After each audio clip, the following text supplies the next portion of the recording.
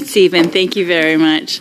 We'll start with questioning now from Mrs. Thomas with the Conservatives. Sure. Thank you. Ms. Bashar, Travis Danraj, I'm sure you're familiar with him, of course. He worked for the CBC. He was the host of the show Canada Tonight. He aimed to give multiple voices and different perspectives an opportunity to share on his show. But unfortunately, due to the culture that was created within CBC's workplace, he was forced to resign. And in his resignation letter, he described CBC's workplace as facilitating a culture of, quote, retaliation, exclusion, and psychological harm, end quote. How do you respond to these allegations? Well, we're waiting.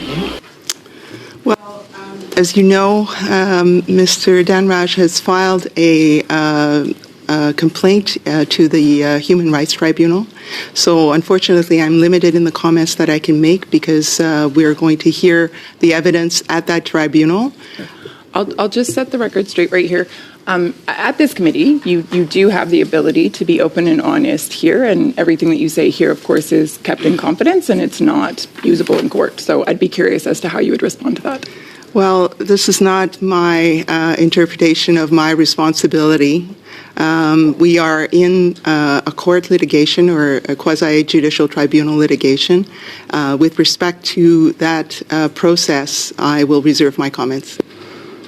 Is it true that there's a culture of toxicity at the CBC? That's not what I've experienced. Now, you may know that I've worked with the CBC prior to coming back as the CEO. I worked there for almost 30 years. I've been away for 10 years. And since I've been back, I've been traveling and meeting with a lot of our employees and a lot of stakeholders. I've not witnessed what you describe as a culture of toxicity. Right. Those were the words of a former employee, actually. Those are Travis Danraj's words, not my own. He would speak from his experience there. Now, I'm curious, have you looked into his case at all since becoming CEO? You've had 11 months to do so.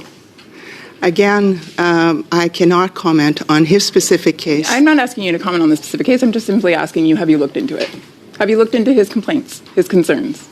There are people in the organization that are charged with doing that, and I trust that they have. So as CEO, you have not, but you have simply allowed others to do that work for you.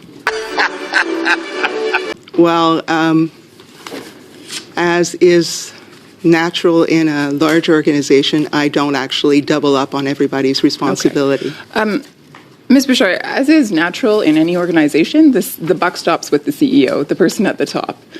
They are the person responsible for cultural formation, and the culture at the CBC, according to Mr. Danraj, is one of toxicity. It's one where there is retaliation, exclusion, and psychological harm being done to employees. You're telling me that that doesn't concern you enough to dig into that on your own. You're telling me that you've simply stepped aside and allowed others to deal with that. What? I would tell you that we conduct surveys on a regular basis of the work culture, the employee's perception. So one individual's claims does not make a whole organization's culture. What I have as evidence, first of all, is my own experience in the organization in the last 10 months, but also the responses to surveys that we conduct regularly with our employees that describe their sense of pride and their sense of fairness in the organization. And those surveys show that the sentiment is widely positive. Those surveys are anonymous? Yes, they are. Excellent.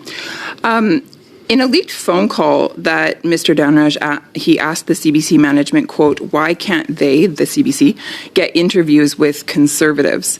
And the CBC management replied back vaguely saying, quote, well, you know why. So I'm curious, in your estimation, why are Conservatives not welcome at the CBC?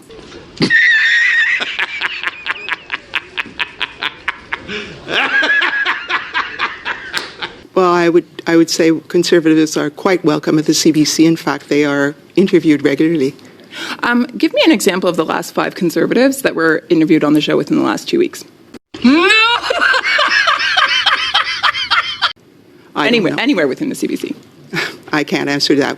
I can get back to you and give you more detail, but I don't watch and listen to everything we broadcast on a continuous basis. So if you would like, I will provide those numbers. Which show offered by the CBC do you think is most fair, offers the most diverse views in terms of news coverage?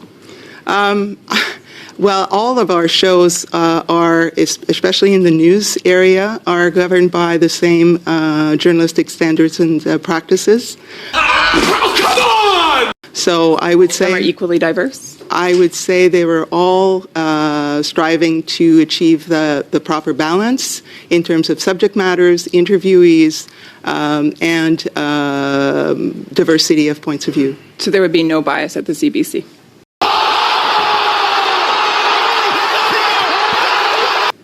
Well, I would say that that's not our policy, that's not our practice.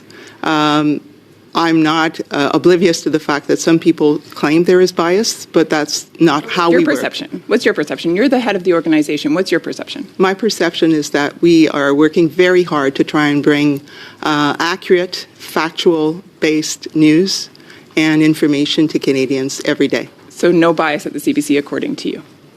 No bias according to me. Okay, interesting. I gotta tell you, it was perfect. Perfect. Everything, down to the last minute details.